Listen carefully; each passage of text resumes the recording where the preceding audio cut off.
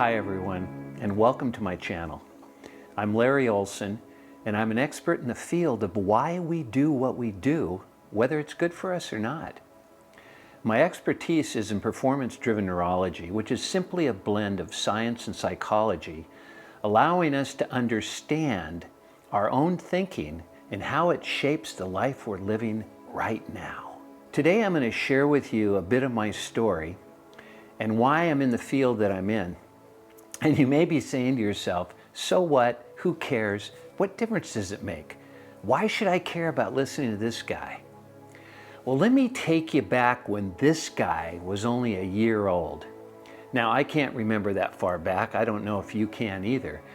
But I'm going to share a little bit about the story that my parents told me, which actually was the trigger that got me into more insights into why we behave the way we do. When I was a year old, I was pushing my sister in her stroller. Now that might not seem odd, but she was almost 3 years older than I was. My parents were probably in denial, but when they witnessed that, they decided to have Carol tested. And unfortunately, after they tested her, they put a label on her. Now, the term they use is almost despicable, but now they call it differently abled, mentally delayed, gifted, and whatever name you put on it. I found that there was a lot of name calling as I grew up, because sometimes young people have difficulty understanding differences, and the way we get comfortable with it, we make fun. And so, needless to say, I got into a lot of fights. But what I learned from all of that is I could see what the challenges were with my sister. But what really engaged me in finding out more about our own thinking and how it shapes the life we're living now is when I was in junior high school, and we were hanging out in the neighborhood, and I always brought my sister along. In the beginning, it was, do you take your sister with, Larry? You know, you need to take care of her. And there was kind of an attitude like, do I really want to be doing this? And then the more I witnessed what was happening, the more compassion began to emerge from me. And she turned to me one day and she looked into my eye and she said, I'm different, aren't I, Larry? And it wasn't the kind of question that, you know, I've got all this athleticism, so I'm different than all those. I pick things up quickly, so I'm different than. It was an admission that I get held back. There's something wrong with me. And what it did was it triggered my opportunity to find out not only what was going on with my sister from a neurological perspective, but what was going on with me. You know, how were we different? I mean, you could see it on her, but a lot of us do a pretty good job of disguising it, acting on the outside like everything's wonderful. And sometimes internally, we're doing all we can to try to figure this thing called life out so that we can find more joy, we can have more accomplishments than we currently are experiencing. So now I'm going to fast forward you to ahead in my life where I had been divorced, I'd lost a job, I was living with my daughter, who was a senior in high school at the time, in a one-bedroom apartment. And she had the bedroom. I had been doing pretty good, and I had a Jaguar, so, you know, I thought I was doing well. I ended up having to sell that and get an old Mazda pickup just to make ends meet.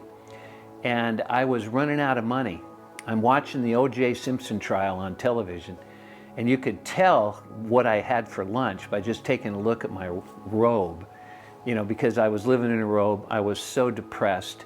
And I don't know if you've ever been depressed before, but it's not a place you want to hang out very long, because nothing really positive comes to mind about what an incredible human being you are. And if I've found nothing else in my life, I have found out that you don't get out of the womb without being an incredible human being. So I want you to just put that over on the side for a minute and recognize what I'm going to share with you next. I had no job, I had no money, I was just about to go crazy because I couldn't afford rent, and I'd known all this education. You know, it's not how much we know, but how much of what we know we apply, and I'd been applying all of it. The unfortunate thing was I had a scarcity mentality.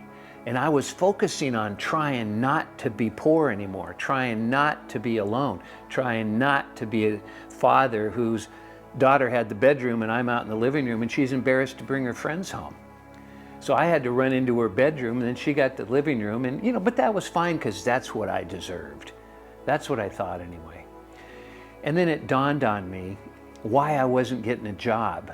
I was paying $3,500 a month in alimony and child support. And I couldn't find a job that would pay that. So ultimately, in total despair, it dawned on me. And it was really a moment in time where I got clarity that I had all the information, but I was using it the wrong way. I was trying to get away from something, and then instead of deciding what I wanted to move into. And the difference is night and day, because what I decided since I couldn't get a job, I'd go into business for myself. Just a simple thought, but knowing what I know and what I'd learned up to that point in time, I knew it was more important to own that I already had my own business, as opposed to, well, now I got to find out how to go into business for myself. Because if I'd have done that, I'd have found out that 95% of people fail their first year. Now, with most people, it'd be, why try?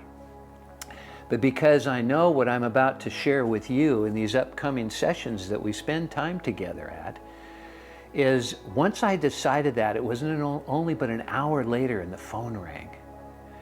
And I picked the phone up and the individual introduced themselves and said, "Hi, I'm Kevin Whalen. I have a business that I'd like you to come and perhaps help us. I hear you have your own company." Now, I want you to think about this for a minute.